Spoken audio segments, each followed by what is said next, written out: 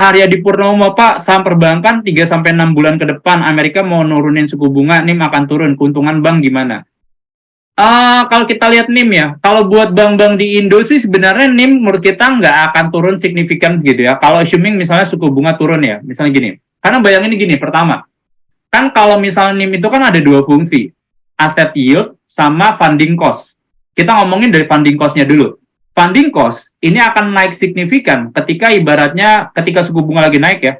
Ketika misalnya mereka nggak ada liquidity, yang mereka lakukan pasti apa?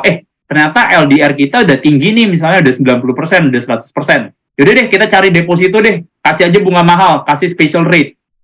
Itu kan funding cost kan bakal naik signifikan.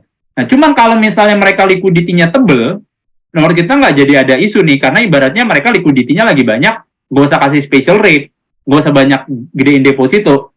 Nah, jadi itu sih sebenarnya.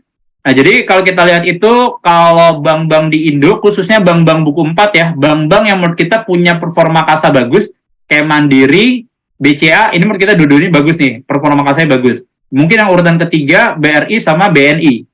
Nah, jadi kalau menurut kita posisinya kasanya juga mereka masih bagus, artinya funding cost-nya ini nggak akan kayak naik signifikan ya, jadi NIM-nya akan terjaga. Oke, yang kedua kita ngomongin dari sisi asset yield ya, jadi kalau di sisi asset yield. Nah, asset yield ini emang sebenarnya kalau tandanya suku bunga turun, mereka akan adjust ya, kalau misalnya dari sisi rate-nya mereka. Cuman ingat, kalau kita lihat Indonesia, dari dulu tuh selalu punya nature itu adalah kalau kita lihat asset yield-nya tuh sticky. Jadi makanya orang selalu bilang kalau di Indonesia itu adalah sticky lending rate. Jadi ketika kayak contohnya tahun lalu ya, atau sebelum-sebelumnya suku bunga udah diturunin gitu ya. Ternyata suku bunga rata-rata kredit bank umum itu turunnya lebih rendah dibandingkan suku bunga acuan. Kenapa? Pertama adalah sebenarnya secara nature itu kan kayak loan itu kan ibaratnya panjang ya. Jadi kan ibaratnya kan tenornya panjang. Jadi ibaratnya mereka tuh lebih less sensitif dibandingkan sama si deposito. Deposito itu nature-nya kan pendek. Jadi ibaratnya kan kayak 1 bulan, 3 bulan, 6 bulan, 12 bulan. Cuman kalau misalnya modelnya loan itu ibaratnya kan kayak panjang. Nah, jadi itu sih yang pertama.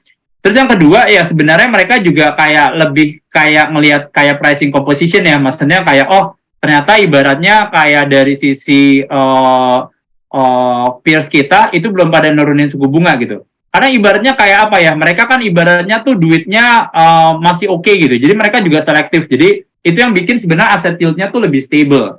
Nah jadi itu sih jadi kalau kita lihat buat bank harusnya ketika misalnya nanti suku bunganya mulai turun dengan posisi funding cost yang ada sih harusnya sih masih bisa jaga sih. Ada pressure pasti Pak, cuma menurut kita NIM-nya nggak akan turun dalam. Cuman hati-hati sama bank-bank yang punya LDR tinggi. Nah ini kita udah hindarin ya, karena ini pasti mereka agak-agak lumayan berat sih ya. Jadi itu sih ya.